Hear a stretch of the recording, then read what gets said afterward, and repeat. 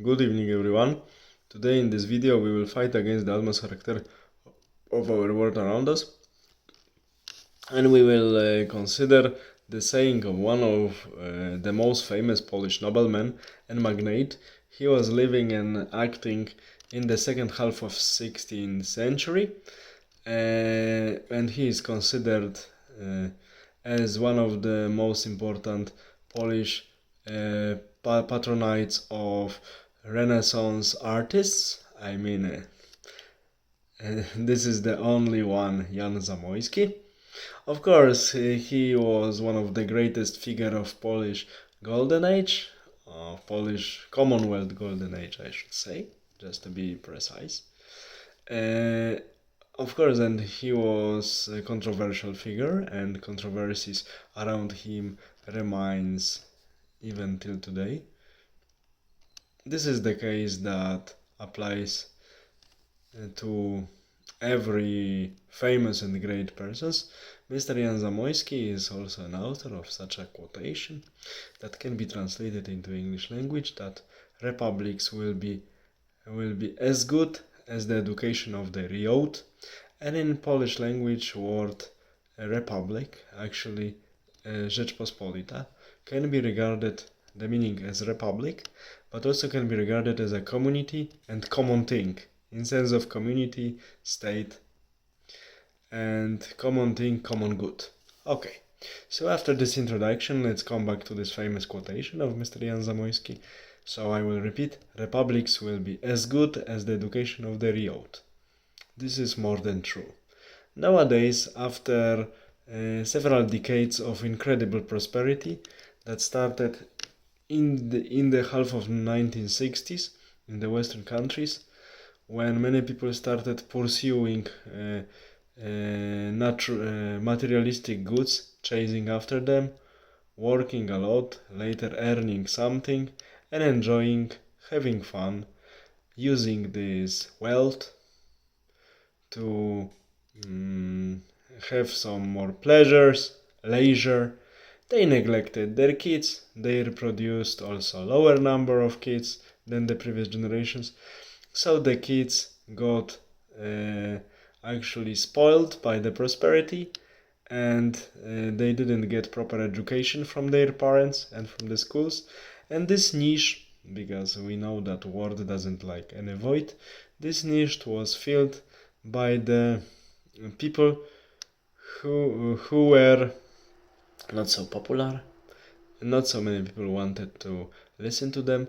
I mean the frustrated and quite deviated philosophers from the Frankfurt Marxist school, like Mr. Marcuse, Mr. Hockerheim, and Mr. Adorno and their pupils. They found a perfect environment in the Western societies, Northern American and Western European societies, where the prosperity was growing, people were chasing after materialistic goods, and children were neglected and spoiled. So they were starting soaking their poisonous ideologies into the brains of young people. And after emigrating a little bit earlier in 1930s to the West, because Nazis took power in Germany and kicked them out of Germany, those days they started slowly being employed in the universities, and later in the decades of prosperity their teachings got some audience, especially among young people who were spoiled by prosperity.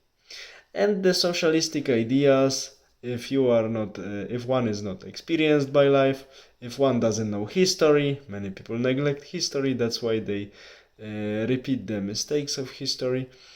Many young people got attracted by these ideas because when one listens to them, they are based on compassion, on cooperation, helping others, supporting minorities, blah blah blah blah blah blah blah blah blah blah blah blah. Superficially, all looks really nice, interesting, and so on. But when one goes into the details and tries to think about realistic implementation of these superficially noble ideas into the real world, one clearly sees that it's exactly like with Marxism. The same thing happens to neo-Marxism. It's not applicable to reality. That's why everything has to end up in one big catastrophe, terror, and social and economic collapse. And nowadays, after having many people educated for some decades with such ideologies and also spoiled by prosperity, so the young ones are no longer properly educated, the condition of Western countries is also deteriorating. Uh, Really, very explicit and shocking examples we could observe, especially for last 2 years. For instance, it was said in media that the disease caused by small Chinese friend, in quotation, is so dangerous. Hospitals are full. There are no places, no medics, so many patients. Halls and rooms are full. But at the same time, many medics were kicked out from the same hospitals because they were not willing to take some specifics that were told to be remedies for this disease. Actually, they didn't, but these people wanted to, have a choice, and they didn't take these specifics. So around the world, many of them were kicked out from the job from these hospitals that were allegedly full of patients, and every medic was needed. So why were they kicked out from the job if they were so much needed? And many other things. If young people are not well educated, they do not see such simple inconsistencies and such illogic movements and decisions of the governments. They swallow any propaganda as young pelican swallows fish. And the problem is that if elite, ruling elite of the state, doesn't have to put any effort to keep the power, these people also get degraded because they don't need to make any effort to stay in power. So they also get lazy with time. That's why their methods they use to rule the masses and the propaganda they want to stuff into the brains of the masses are also getting more and more primitive and more dumb. And also the ideas of people of great business and great money how to solve the problems of modern world are more and more unrealistic and more dumb, like the population, for instance. Some people promote this idea like complete control, or simply maybe some unions between the countries.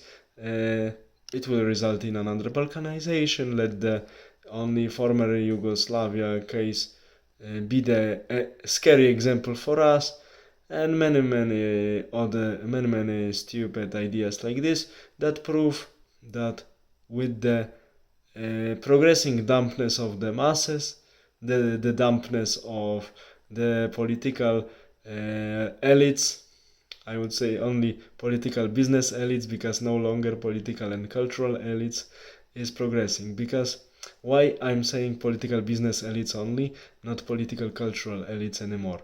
Because to be cultural elite, one needs to be creative and be able to do something on your own. But in Western countries, in particular, majority of population lost any ability to create the goods they need every day to just continue their lifestyle. They import everything.